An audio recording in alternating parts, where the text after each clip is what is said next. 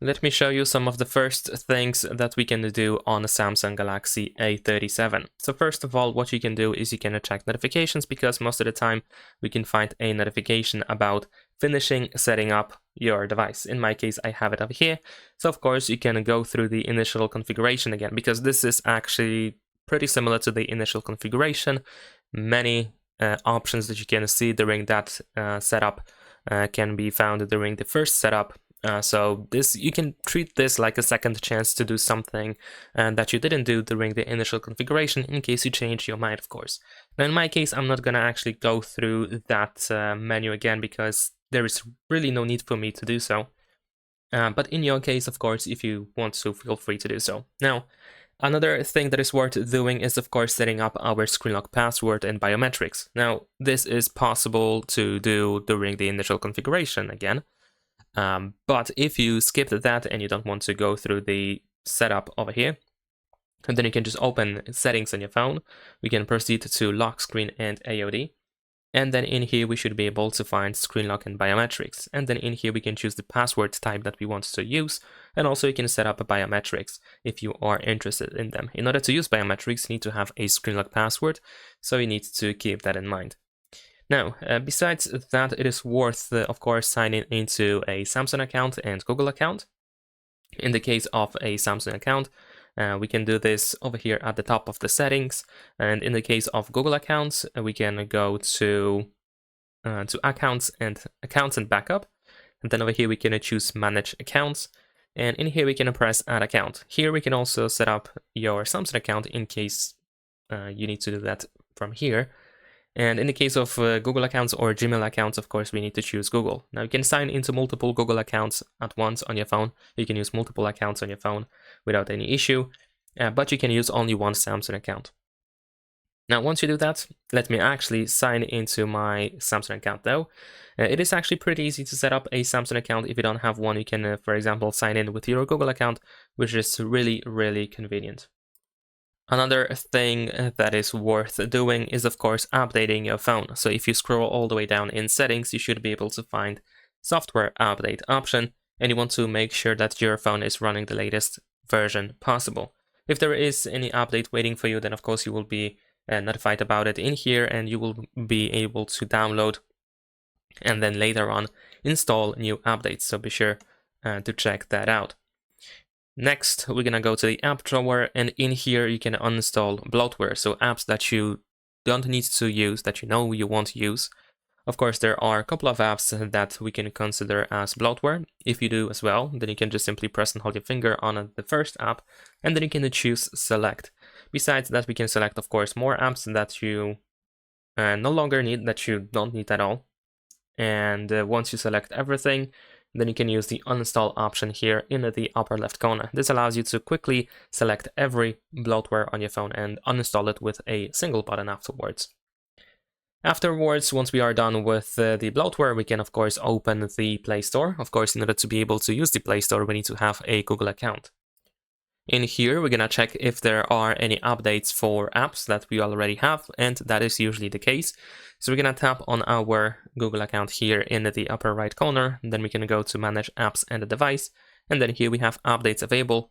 You can just tap on update one by one, or you can just update everything at once, and this is what I'm gonna do.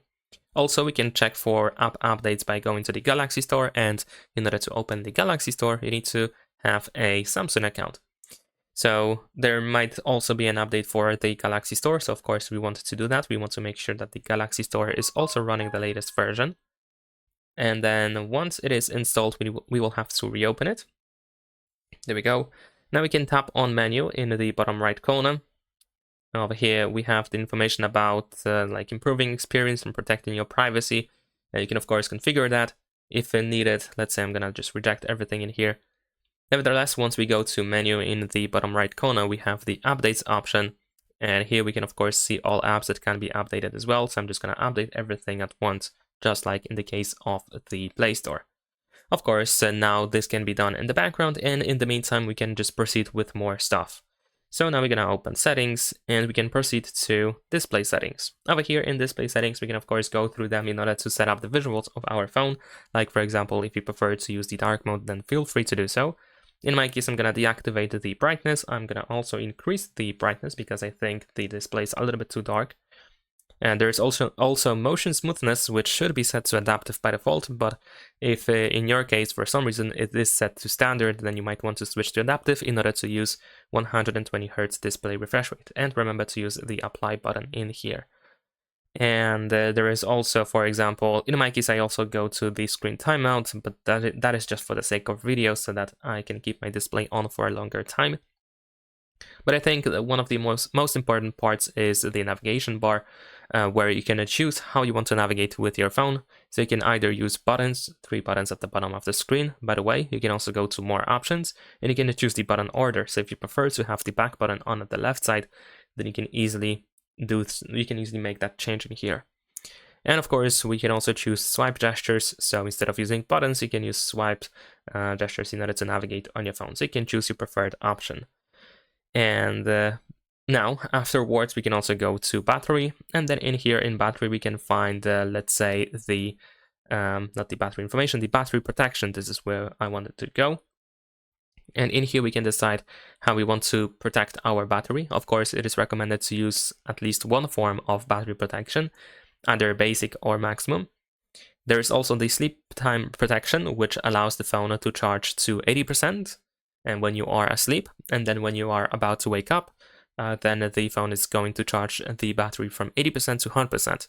Now, if for some reason the battery gets stuck at 80%, even though it shouldn't, you can either be patient and wait for the phone to figure out when exactly you are waking up and unplug in the power adapter, or you can just turn off this option. Of course, you can also set up the maximum battery level, and you can have like a 80% limit, and that's it, and that can never be exceeded. And if that's the case, of course, you can switch back to basic as well. So, of course, that's up to you how you want to protect your battery. Also, in the charging settings, we can find fast charging option, which, as you can see here, it is actually enabled by default. But if you don't want to use it for some reason, or maybe if it's disabled, then of course you can toggle that option in here. Now we're gonna go to the security and privacy. And in here, we can find a couple of options that are definitely worth checking out. For example, we can go to the lost device protection, and in here we can find the Find My Mobile option, which allows you to track your phone in case it is lost or stolen. Well, at least it increases the chances to, of course, find your phone back in case it gets lost or stolen. My bad. And of course, worth checking out these, but also there's the theft protection, where we can set up the identity check, theft detection lock, offline device lock, failed authentication lock, and the remote lock. There is also the app security, where you can enable app protection, which is usually deactivated by default, and you can just tap on this button in order to do so. But in addition to that, we have the Google Play Protect, which is enabled pretty much all the time. So it's up to you if you want to, of course, use it. And that is pretty much everything in here in security and privacy. Now, the last thing that I want to show you is actually in the app drawer again. So in here, of course, if you are new to Samsung Galaxy smartphones, you might notice that we have pages in the app drawer. So this is not a typical app drawer where you can scroll up and down. And we can, of course, change positions of apps here pretty easily. So you can decide how you want your pages to look like. But if you prefer to use the standard alphabetical list of apps, then you can tap on these 3 dots here in the upper right corner, and then you can choose sort, and then we can switch to alphabetical order. And now we have just one list where we can scroll up and down, and there are no pages anymore. So that's pretty much all. Now, in case you're looking for specific guides for Samsung Galaxy A37, or maybe if you're looking for information about this phone, then be sure to check out my channel. I also made a playlist for this device, so you can find a bunch of videos for that phone over there. And also, if there is something that I didn't mention in this video that I didn't show, and you think it's quite important to do at first, then of course, please let me know in the comments, let everyone know in the comments, and if you're watching this video, you might want to check comments in order to see if there is anything more that is worth doing. And that is all. Leave a like and subscribe.